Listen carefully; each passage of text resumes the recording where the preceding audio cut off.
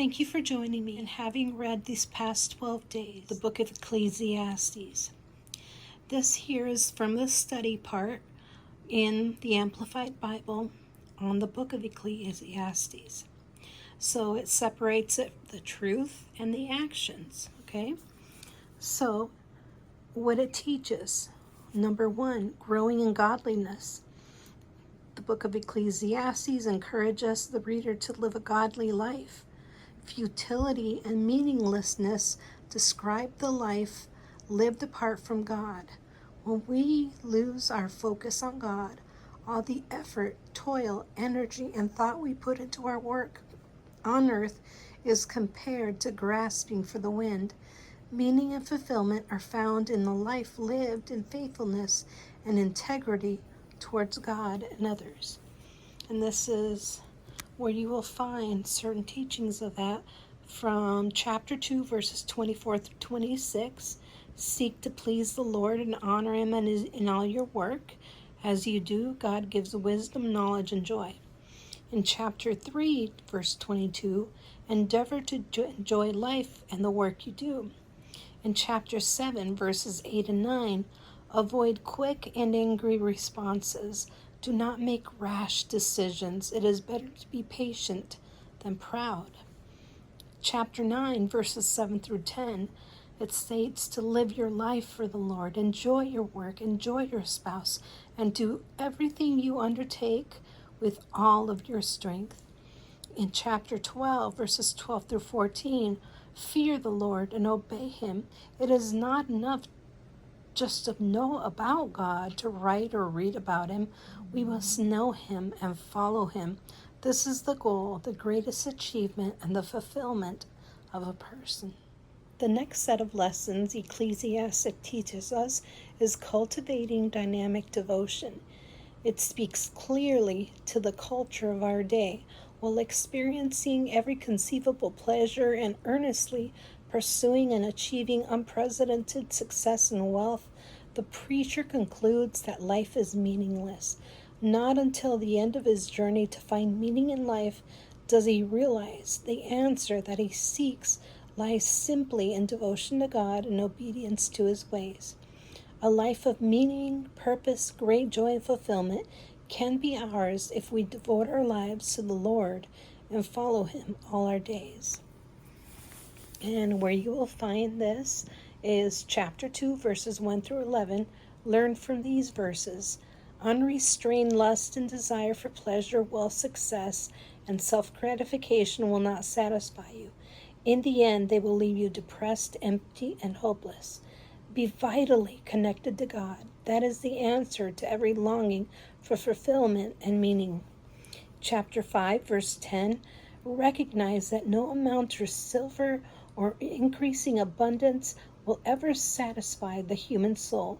We are uniquely created to worship God alone. Nothing else can truly bring lasting peace and satisfaction. And then chapter 12, verses 8 and 13, hear the conclusion of the matter. After Solomon tried every possible experience that the world said would bring happiness, he found it all to be futile and pointless. Devote yourself to God, who alone gives time, true meaning to life. The third lesson is pursuing holiness. It is out of God's deep love and care for us that He calls us to live holy lives. True freedom is found in holiness, for when we willfully practice sin, we become its slave, unable to break free from our own strength from its bondage. By the way, for those of you who do not know the meaning of holiness, holy means to be set apart, not perfect, set apart, to be different. So, Ecclesiastes 8:8, run from evil and sin. Our inability to break free from bondage to sin is likened to our inability to overcome physical death. Know that in Jesus Christ, both sin and death have been defeated, And you'll find that in Romans chapter 6, verses 11 through 23. And chapter 8, verse 11, carry out necessary discipline of bad behavior promptly. Understand that to delay loving discipline only encourages and reinforces negative behavior. And then the last lesson that is obviously taught is the walk of faith. Part of the growth process in our walk of faith is learning to live wisely. Ecclesiastes teaches that we are living wisely when we know God and seek to honor Him in all we do. Faith-filled living includes learning to make wise choices, choosing those things that glorify God and have lasting and eternal value. We will find this lesson in chapter 1, verses 12 through 18. Understand that wisdom is only a means to an end. Wisdom is not the ultimate goal, but God is our goal, and wisdom is the means of knowing Him and walking in His ways. Solomon found that earthly wisdom apart from God cannot fix what is broken or supply what is lacking. But with Christ, the wisdom of God, all things are possible. 1 Corinthians 1:24.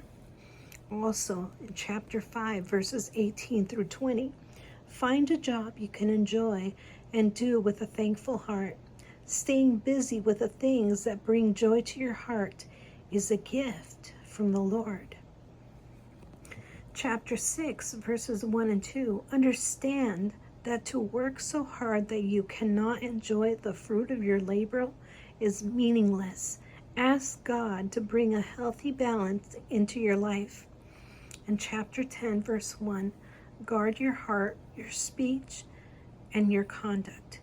Even a seemingly small foolish act can taint your good reputation. And I will see you pretty soon. We're going to start on Psalms.